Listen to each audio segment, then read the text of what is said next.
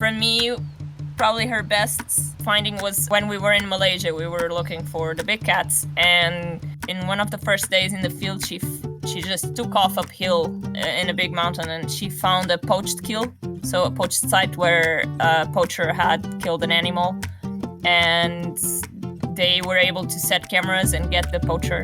And for me, it was just a very proud moment. Just being part of something that you could see right in the moment that you're doing good. My name is Rita Santos, and my dog is Hera. She's a conservation detection dog. So Hera is actually a mutt. She was born in the streets. Her mother was a stray dog in the streets of Portugal, in Lisbon. We've been together for 5 years now.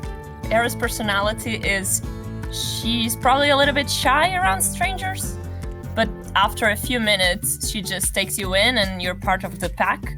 She is super social with all the animals. She's curious about everything that moves, but she never hurted a fly.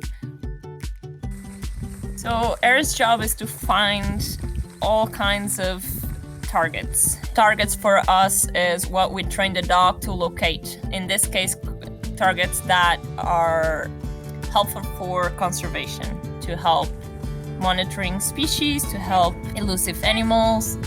She finds invasive species. So her main job is to find poop. So she finds scat, as we call it in our field. So the scat itself can tell us, we call it gold because it gives us an amount of information without bothering the species or the individual itself. Hera is trained so far on 17 targets. She's been on 7 different countries working.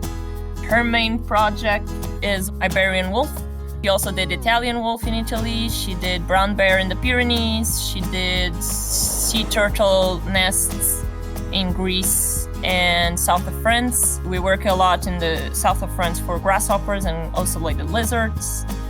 And her main big shot was Malaysia when she went to look for large carnivores, so tiger, leopard, and clouded leopard.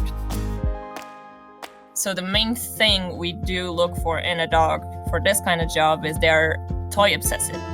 They want the toy more than anything in the world because that's going to be the reward in the field. We also look for dogs that are able to do the job in a morphological way. They need to be a little bit athletic so they can get through the field with no problems. And we do look for dogs that are above 2 years old. And yeah, we tested her and she did awesome. She only wanted to play. Even a dog showed up during the test trials and she didn't care about anything else.